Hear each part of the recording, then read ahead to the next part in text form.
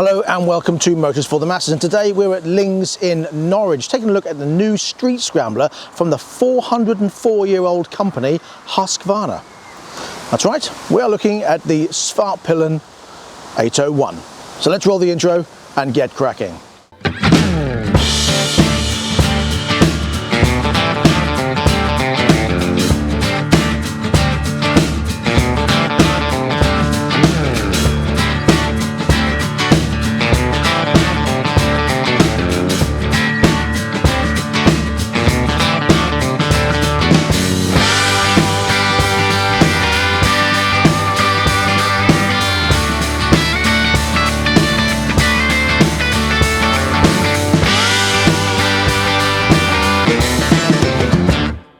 Now, back in 2020, Jamie, Malcolm and I took out the 401 Svartpilen and very much liked how it rode.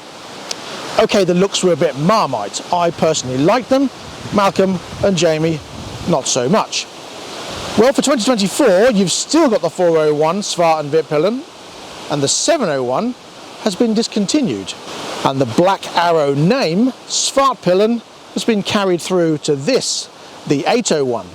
With the bikes being assembled in Austria, the 801 is powered by a CF Moto built 799cc parallel twin 8-valve double overhead cam liquid cooled engine, and this updated 790 Duke unit develops 103 brake horsepower. That's 9 more than the old Duke, and that's because KTM made their bike A2able.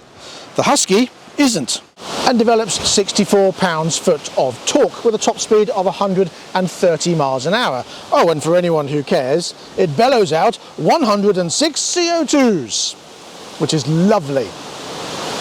Possibly. At this point, I would like to apologise if you're getting some rear background wind noise. That's because nature hates me, getting its own back for all those cars and motorbikes I own. So every time I start talking, usually the wind picks up and we get massive gusts. Hopefully, a lot of the time, the microphones cut it out, but you may get some transitional wind noise. Of course, now it's trying to go against what I'm saying and keeping nice and calm and quiet, but then every now and then you get this massive gust come across the field and tries to ruin my shot.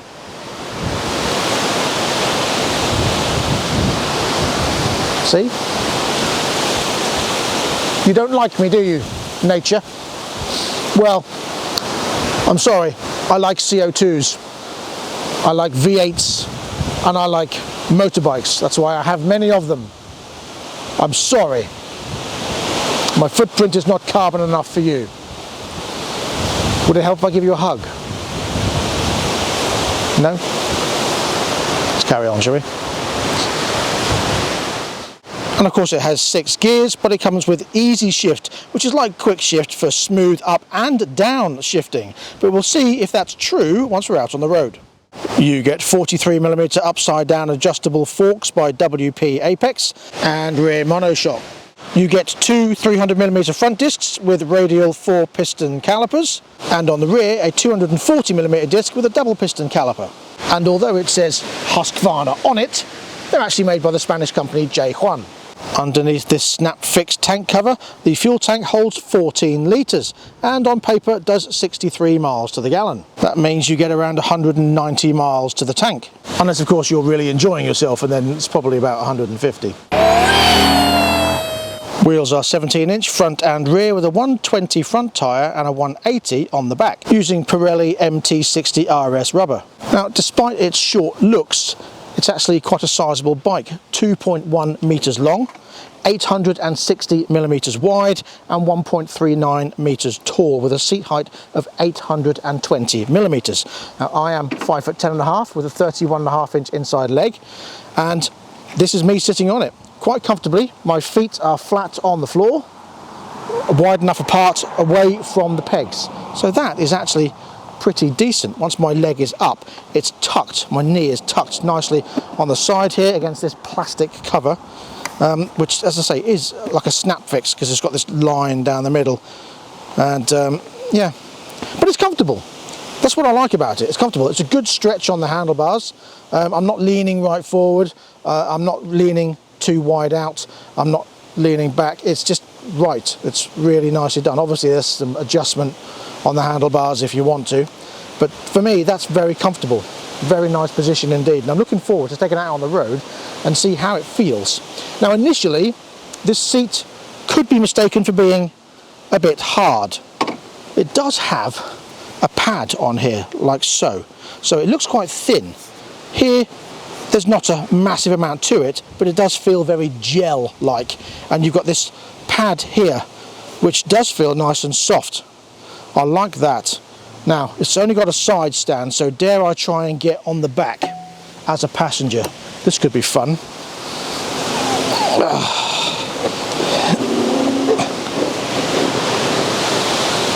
That feels fine, actually. Bearing in mind, I am 16 stone, and it's all muscle. I feel quite comfortable on here. I don't know how I could go on a long journey, because after a while I should imagine that will stick in my buttocks, but for now it's all right. I'm quite tall here in comparison to the passenger. It's not a massive difference. If you've got a backpack on, and if you're a biker you know what I mean by that, then that's probably fine for them, but for me, I don't know if I could be a passenger on there, but it feels comfortable so far on there, and I like the gonad protector that you've got here too. Very nice indeed. It's a tank pad without it being a tank pad. That works nice and softly really well. I like that. And a weight of around 190 kilos once the fuel is in. You do get a 5-inch TFT screen that connects to your phone also, with various music and call controls, and the Husky app sat nav, and the ability to be controlled by the buttons on the switchgear. You get 4 riding modes: rain, street, sport or dynamic, and a Bosch ABS system that offers cornering sensitive responses. And the ABS can be turned off on the rear wheel if required for more fun on the loose stuff. As you'd expect from a 404-year-old company and having such close links with KTM, the quality of the build is superb. For example, this whole cast rear subframe unit, very solid, very nicely made, all the way from the main frame, which does share its life with the KTM, and it's just very superbly made and solid. I like that a lot. Little things like the little covers on here, very nice touch. The mottled effect metal cover on the exhaust here. Obviously the stainless steel exhaust, superbly made, and doesn't sound that bad, although it is Euro 5'd. You can get a nice sturdy guard for the exhaust and sump there as well. And I like the machining and the finish on the exhaust. It's just typically made well. So let's have a listen to it as we start it up. So I mean, it's got that Euro 5 sound to it. Quiet.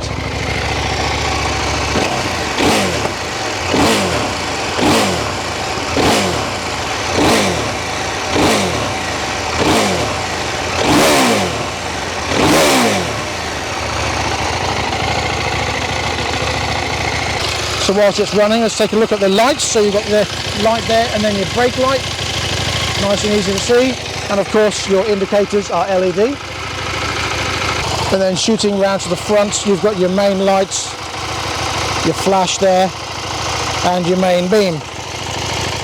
Right, on to the important bit. Let's get out on the road.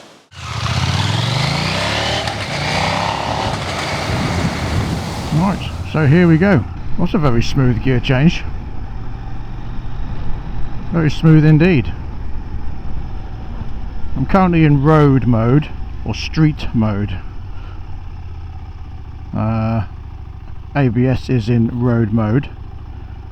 I'm finding that dash quite flat, to be fair. If it's in the sun, I can still see it. It's not amazing, but I can still see it. If I'm at an angle, I mean, it's not really a problem.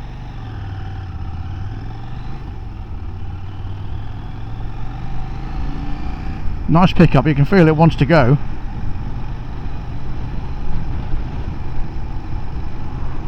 It's not feeling snatchy at all. Visibility out of the mirrors is fantastic. Yeah, it's got some pick up and go. I've probably got about 85 to 90% visibility out of the mirrors, so I'm quite pleased with that. Decent long and wide stalks, so that works pretty well. It's quite comfortable. This low seat height is very easy for me to touch the floor. The seat's quite hard, but it's not uncomfortable hard. You can feel there's a bit of cushioning in there. Not a huge amount, I'll be honest, but you can feel there's some definite cushioning. Really love how that changes gear. Apparently, as I said before, this doesn't need a clutch, so we'll find that out. Yep. Easy shift is brilliant, don't need the clutch at all. Up and down the gears without having to roll off the throttle. So down the gear whilst keeping maintained through the gears. Very smooth. Yeah, that works really well. Dash is easy to see. The yellow and the white works quite well together.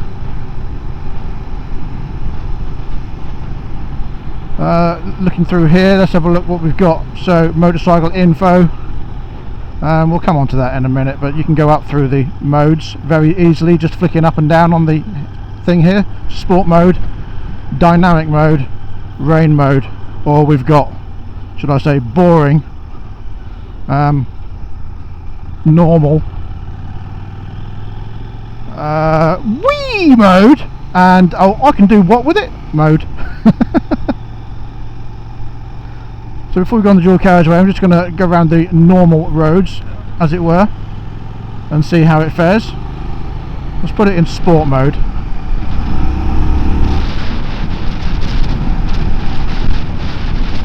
That seems to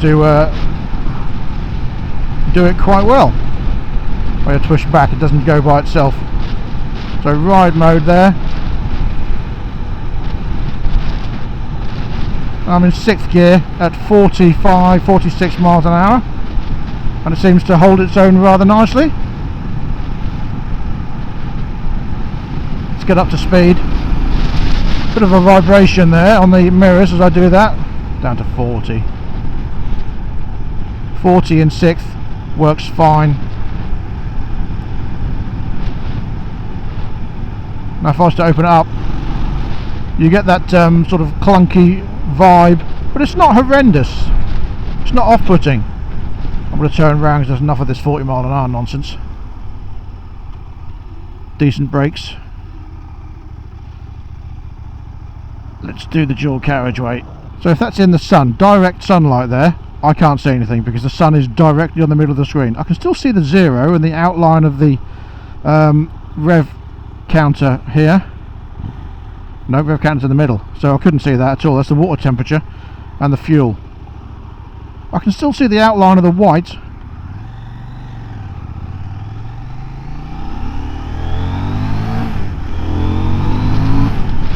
A nice bit of pickup there. Foot pegs feel low-ish, but comfortably so. My knees are not jammed up round my elbows, and my feet are pointing slightly backwards in a sort of a scramblery type street sporty vibe. Bit of a mix going on, but it works really well. It makes it more comfortable because your knees are not tucked up here and you're not putting pressure on your hips, which I quite like.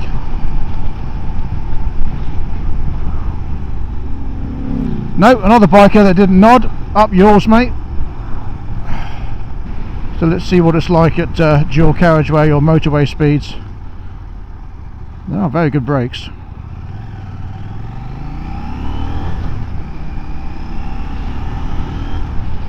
I keep using that clutch and I shouldn't do. Well, I can, there's nothing to say I can't, but I don't need to.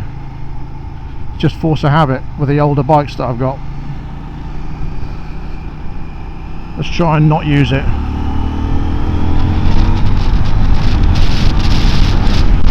That's a nice transition of gears, that. Very windy today, so I'm sorry if you've got wind noise.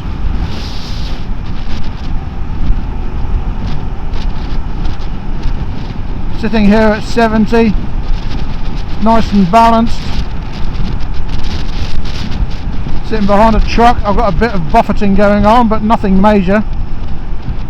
One-handed in the truck's drag, but you get buffeting when you sit in a truck's drag, and it seems fine.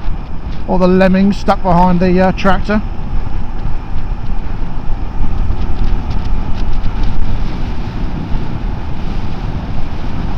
Yeah, that's very comfortable, very secure on the road there.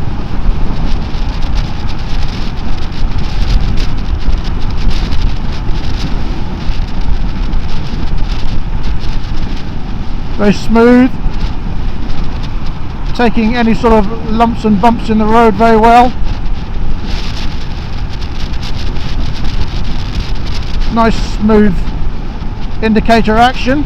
Everything feels nice and good quality.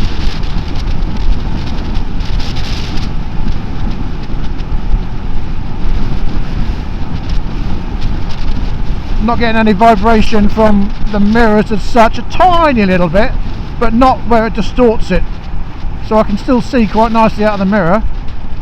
Doesn't distort it at all. If I move over here you can see my arm, but from where I am I'm only getting about 10% worth of arm, maybe 15% at a push. But yeah, not bad. If I do that I get the vibration. So 60 mile an hour in 6th gear, then you get the vibration on the mirror. It's not horrendous. I mean, technically you'd then be in 5th.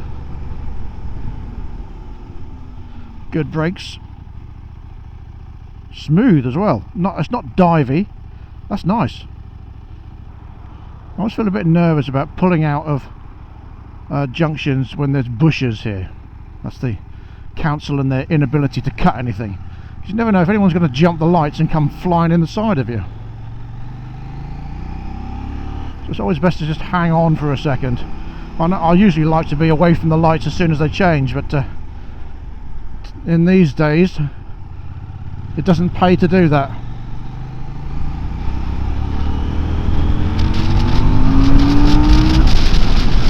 That is lovely, great pickup, nice bit of power. Suspension handles that really well as well. It doesn't whip up in the air and it doesn't dive when you change gear. The suspension handles that power really, really well.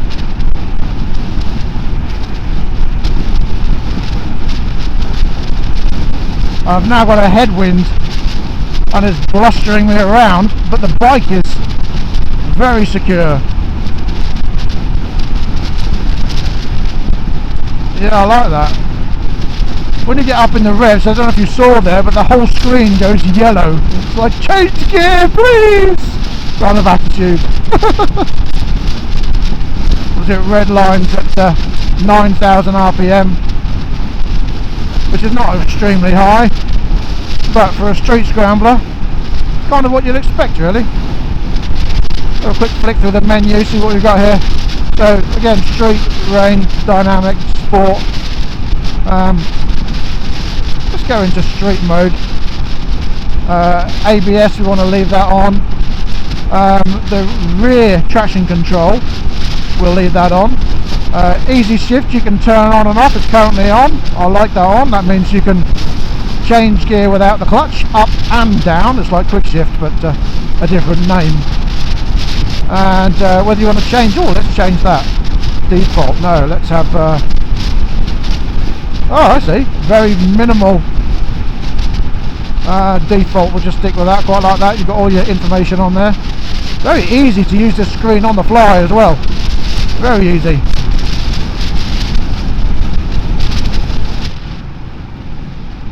Such a simple bike to ride.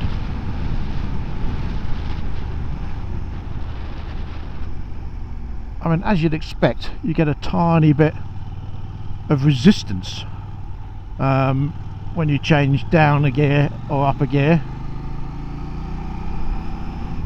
without the clutch, but only if you're like coming to a junction and stuff like that. In normal riding, just as smooth as using the clutch. Nice, very easy. So let's do 50 mile an hour in 5th. There's that little vibration again. Okay, I'm going to do 50 mile an hour in 4th. and see if I get the vibration then, if I can get past this guy, that is.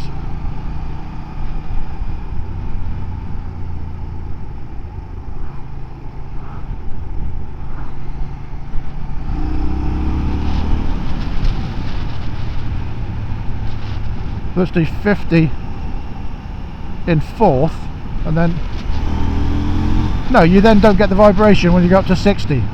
So it's just about being in the right gear really when you open up the throttle, but that's just a matter of getting used to the bike and how it rides.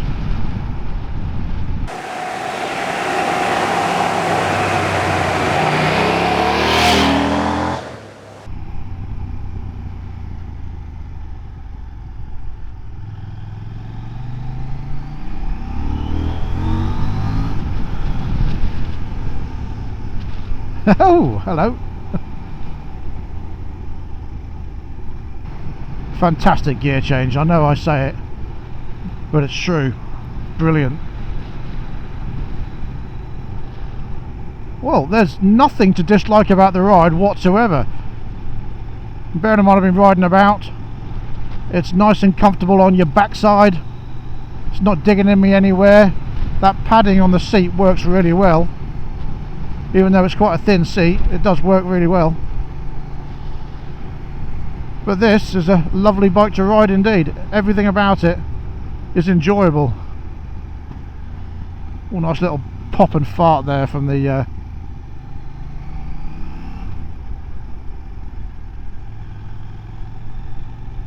Hello, what's going on here? Ah, sheep. Interesting. Where have you come from?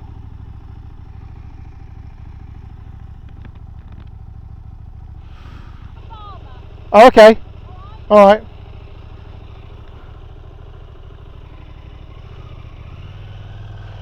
I'll leave them to it. They know what they're talking about.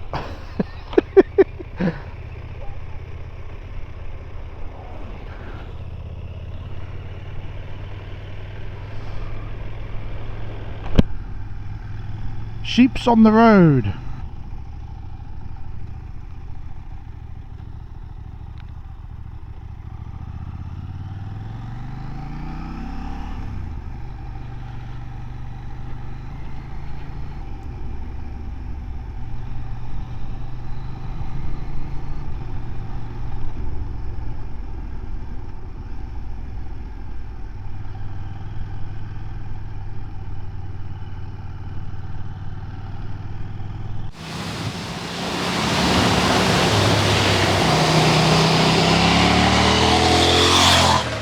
So even on these little country roads where it's quite bumpy, no issues. Suspension's handling it superbly well. No dramas there at all. What a great bike.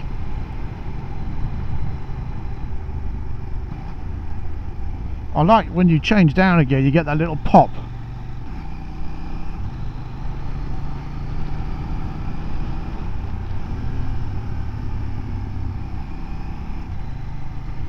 Very enjoyable.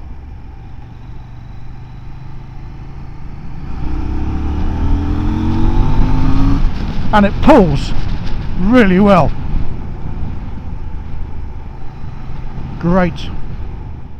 Do you know what? I thoroughly enjoyed that. What a fantastic bike to ride. Really can't fault the way it rides at all. Now, with a 2-year warranty, this bike is £10,499. But how does it compare with its rivals in the class? Well, in comparison, the KTM 790 Duke with 10 horsepower less in Europe, same horsepower than the Husky in the rest of the world, is £2,500 cheaper, although the KTM 890 Duke GP with 10 horsepower more is £200 more than the Husky. It is £2,000 more expensive than the Suzuki GSX 8S, but that does have 20 horsepower less than the Husky. It is £700 more expensive than the Kawasaki Z900, and that has 20 horsepower more than the Husky. £700 more expensive than the Triumph 765 Street Triple R, which has 15 more horsepower, and it is £3,000 more than the Honda Hornet 750, which has 12 less horsepower. However, the Ducati Monster, which is actually a 937cc and has just 7 horsepower more, is £800 more than the HUSQVARNA. But the BMW F900R with the same horsepower is £1,000 less. However, having ridden the Kawasaki Z900 at the ABR Festival a couple of years ago, and more recently the Honda Hornet 750 and the Suzuki 8S, I think this is much more unique in its design, whereas those are quite typically looking of the modern naked street bike. And although Huskies of the street era have been a bit Marmite, I personally really like it. Now they've softened down the design of this on the side here, and I think it's a very, very appealing bike in its aesthetics. I love the way this bike looks. And I prefer this over the KTM 790 Duke, which I found to be a bit cramped. And I guess the same could be said for the BMW, which again is quite a nice looking bike, but it's still got that typical street bike vibe, and I like something a little bit different.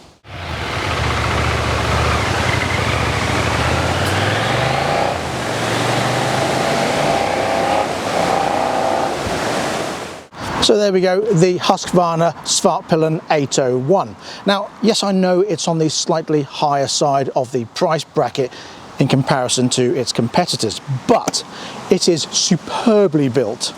I love the way it rides, I love the way it looks, and there's nothing to fault about it. It is a brilliantly built bike, a great bike to ride, and so much fun.